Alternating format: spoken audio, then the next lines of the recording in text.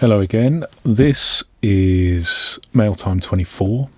In case you're wondering where Mail Time 23 is, it's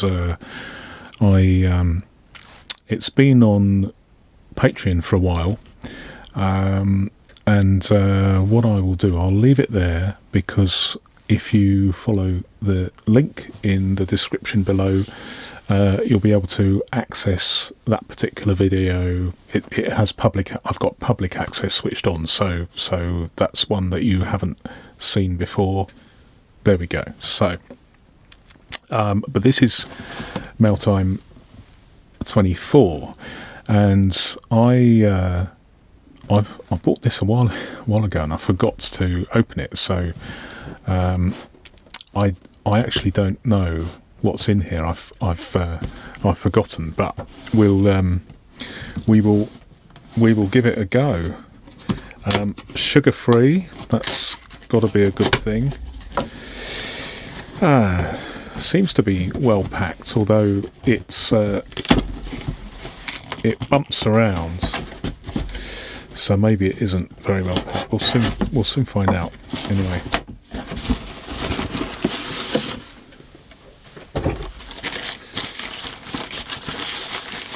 Okay, well, minimal packaging, but it should be okay. It should be okay. Right, so what have we got here?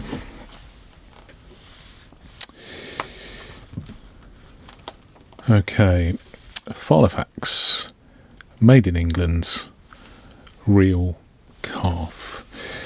Now, this looks like it's a bit grubby, but I got it cheap enough. It's making my nose itch. Bit grubby, bit dusty, but I think this is a Sherwood, which is I remember now. I bid for this on the basis that I believed it was a Sherwood. From what I've read, there are Sherwoods and Sherwoods. There are some that are fantastic quality, so good that they are actually my favourite filofax ever. So I use I've got a few of these. So this is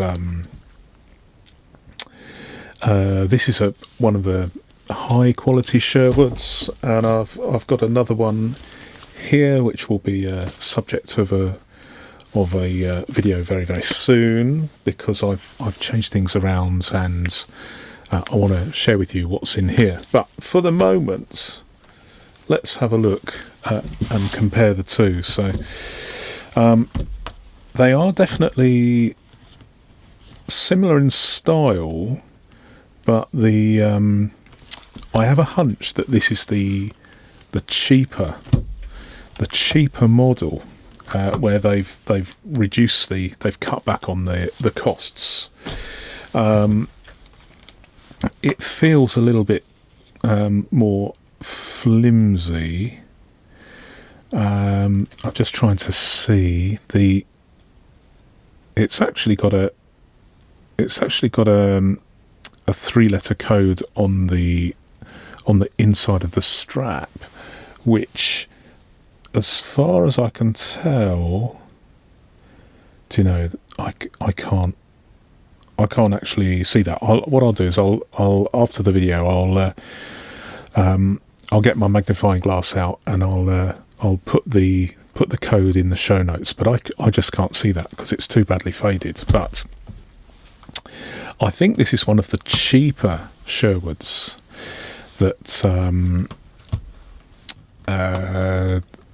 were made in England. But look at this. This is the difference. So it's obviously a well used one, but from a flatability point of view, have a look at this.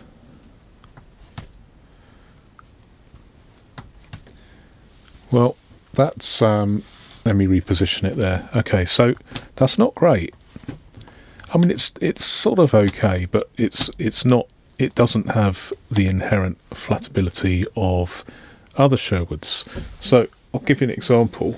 I just need to hide my driving licence here, and then I will show you what I mean. So this is the one that I've just received, and the flatability is not perfect. So you compare that to this one, and you look at the flatability here. Let me take my pen out so that there's no weight there. Isn't that perfect? And I'll give you another one. I'll give you an example of another one. So this is another Sherwood. Have I got anything on there that is personal? No. So let me just show you this. So flatability again, another well-used filofax Sherwood made in England, and the flatability there is perfect. So I've got two Sherwoods here. Two Sherwoods that are well used. This particular one is the one I've owned the most. Sorry, not the most, the longest.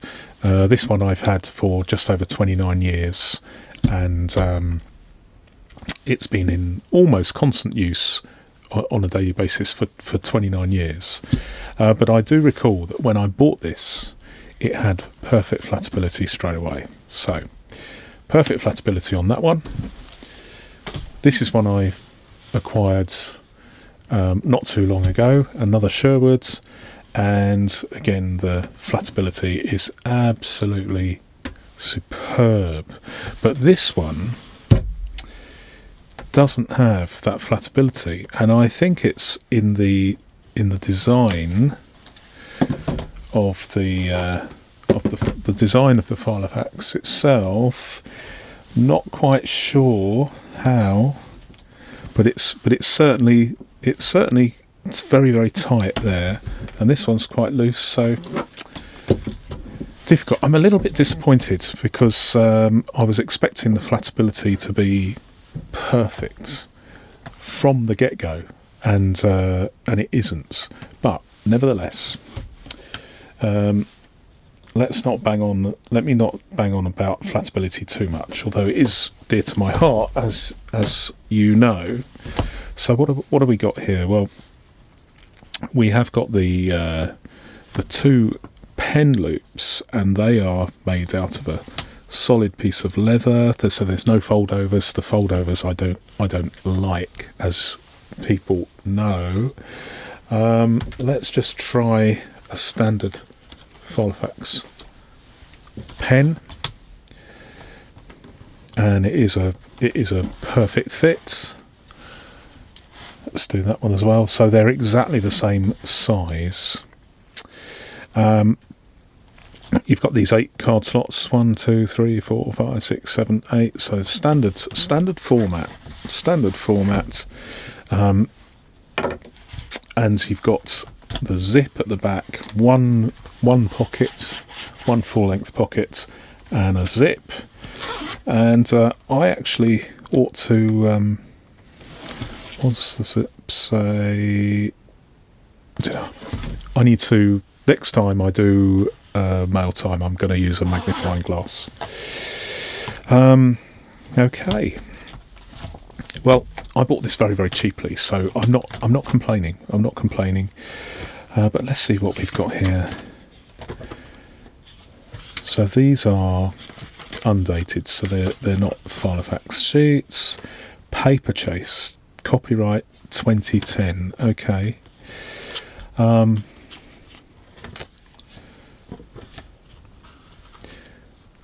these this dates from 2011. This paper won't go to waste. I'll use this for other purposes. I hate not using paper, so I've actually got enough paper now to last a lifetime without actually having to buy any more. Just about. So there's nothing to write home about here. It's all paper chase inserts with a couple of these plastic credit cards slots, which they're a bit grubby, and the plasticizer has evaporated, so I'm going to have to throw those away. I can't really salvage those. As far as the rings are concerned, they feel like they are superb quality, nicely cut, as vintage filofax rings are, and they appear to be undamaged. They're super smooth. There's no misalignment, so that is the main thing, as we know. Apart from the flatability, I want to see rings in perfect alignment, and I want to see flatability. I'm not interested in the features, but some people will be happy with these features, the pockets and the zip pocket. That's absolutely fine, but I think this is a lower grade of Sherwood. I was looking the other day at the Sherwood model, and it does appear that there's two standards of quality. But anyway, it is what it is. The corners are superb. It feels well made.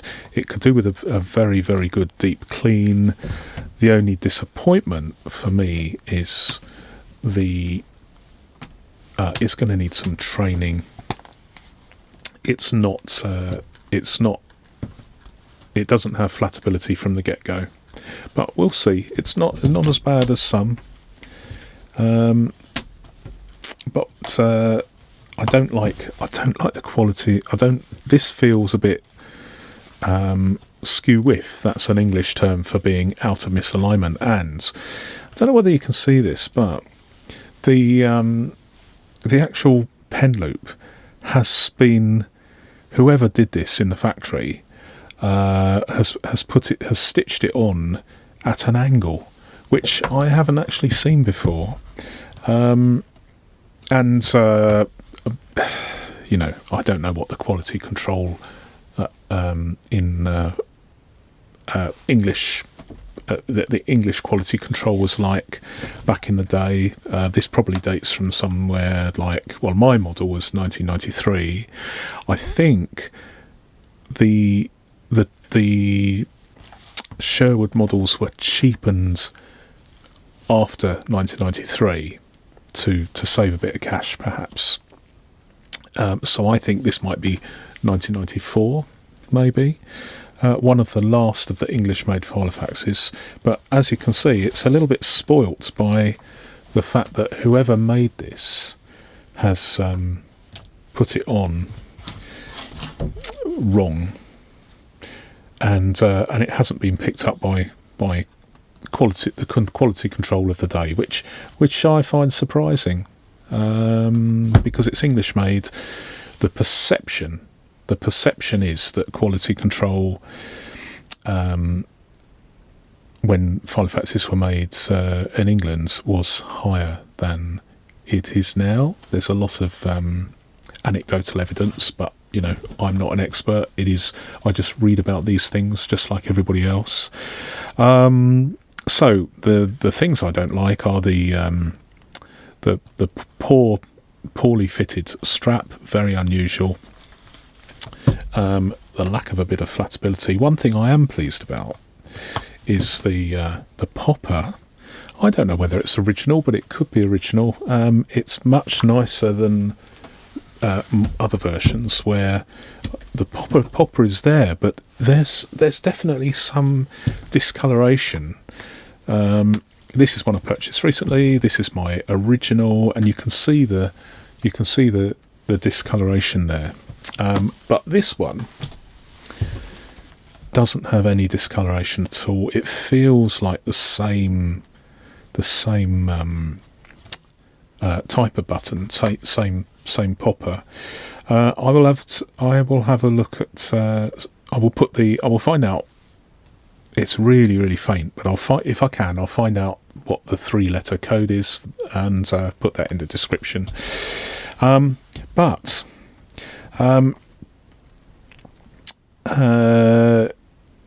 if you follow the link to the... No, you can't do that. I will put down what I paid for it in the description as well. I can't remember at the moment, but I'll just state the price that I paid for in the description along with the codes. But it is once it's clean, it'll be a very, very nice filofax indeed. I'm a bit of a fanboy for these particular filofaxes because they have the softness, the soft construction, as I call it, of a modern day filofax, but with the quality of construction of an early filofax, an English-made filofax. So you've only got to look at the stitching and the corners to see that it's really, really high spec. But also the rings. I love these rings because if you are in an environment where, in a coffee shop, for instance, and you are opening and shutting these rings, they're not unduly loud. My original one, which I've used every day for 29 years, it's about the same with that one as this one. This one's a little bit stiffer, but it's not tinny. It doesn't have a metallic twang, and regular use of filofaxes will know exactly what I'm talking about. Does it feel right? Does it have the right sound? Okay, it's a bit OCD, but there's nothing wrong with being OCD at all. I'm the same. Well, I'm certainly OCD with these filofax ring mechanisms, and that's not a bad thing. I'm happy with that. I'm comfortable in my own skin about that. But thank you for watching. Just to reiterate, this is Mailtime 24. Mailtime 23 doesn't exist on YouTube. You'll have to find that on Patreon.